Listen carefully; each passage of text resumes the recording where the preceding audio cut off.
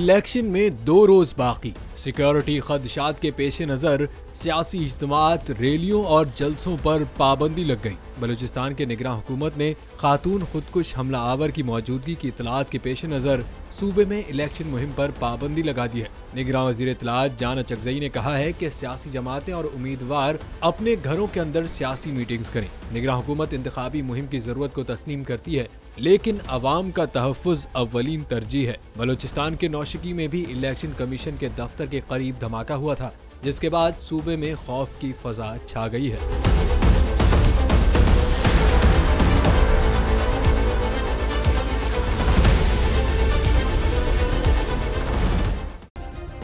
Subscribe करें और bell दबाएं ताकि कोई खबर रह न जाए।